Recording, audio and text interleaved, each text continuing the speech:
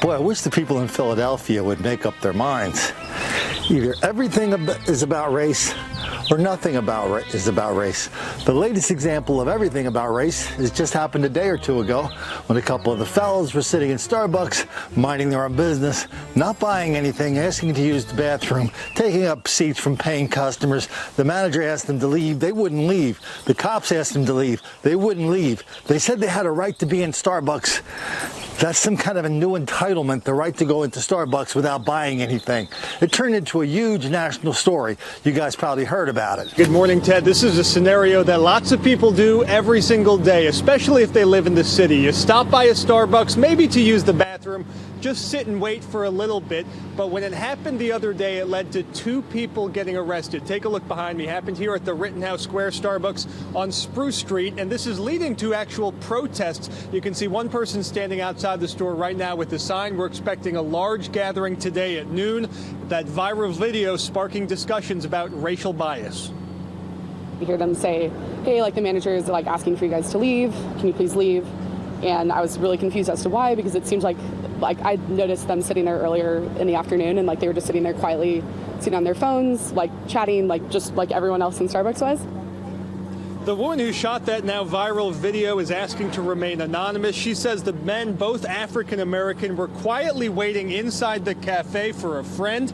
But police say the store manager at the Starbucks called 911 after the men refused to leave without making a purchase. Critics say that scenario plays out every day at Starbucks without leading to police intervention. Private businesses, of course, do have the right to remove people from private property. Philly police say their officers were following protocol after being called by a store owner. These officers did absolutely nothing wrong. As an African American male, I am very aware of implicit bias. We are committed to fair and unbiased policing. It's unfortunate and disappointing that these kinds of things still happen in 2018. The city's mayor says the city will now investigate some of the training practices and policies at Starbucks. Again, the Starbucks CEO is apologizing, actually hoping to fly to Philadelphia to meet those 2 men in person. He calls what happened here, quote, reprehensible. Again, a large demonstration expected outside the Starbucks today at noon. Don't get no fight with them. Don't get no fight with them. Yeah, I mean, it's ridiculous. What did they get called for? Because there are 2 black guys sitting here meeting me? Yes. Well, what did they do? What did they do? Someone told me what they did. They didn't do anything. I saw the entire thing. What did they do? Nothing. And the woman said it's for paying customers to get out there to eat. They didn't do anything.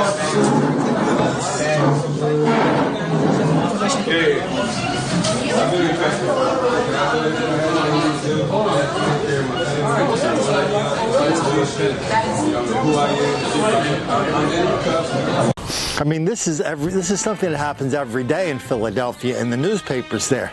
If it's about the fellas and their lovely ladies, then it has everything to do with race.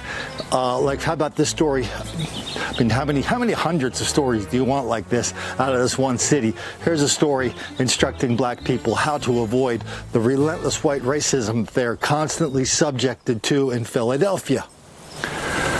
That's every day in Philly, these stories.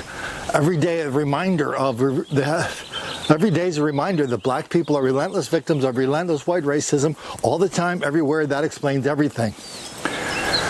But how about this weird story? Kind of a flip from the story we just saw in Starbucks. Happened a few months ago at Temple University. 200 black people rampaging through the campus, put 6 white kids in the hospital. You can see the video right now.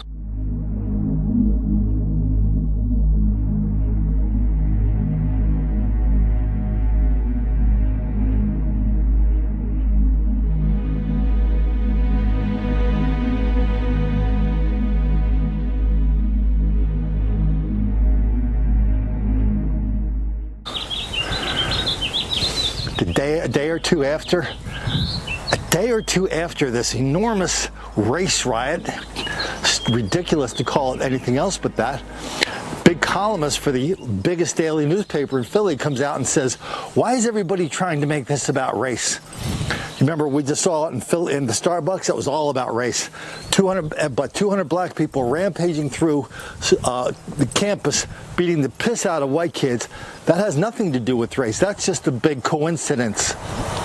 What about this story? This happened a couple days ago, not too far from this other place in Philly. 6 fellas walking down the street, saw an old white dude beat the hell out of him. Kept walking, saw another old white dude beat the hell out of him. That has nothing to do with race. But a couple of fellas go into a Starbucks and the manager tried to kick him out. That has everything to do with race. What about all the black on Asian violence in Philly? Nothing to do with race?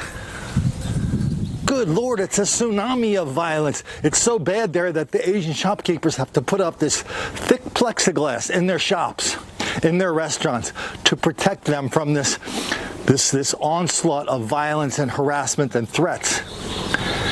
And yet, a couple months ago in Philly, the city council took steps to ban the plexiglass because they said it's an insult to black people to allow Asian people to defend themselves. Crime is the new black entitlement in Philly. The mayor's down with it. The DA's down with it. The reporters are down with it.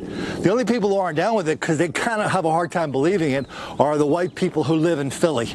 They kind of still believe that Philly is a place where you can live, work, and play without worrying about some really, really nasty business there, because they know if they talk about the nasty business they worry about, they're going to violate the #1 rule of living in Philly, which is don't make the black kids angry.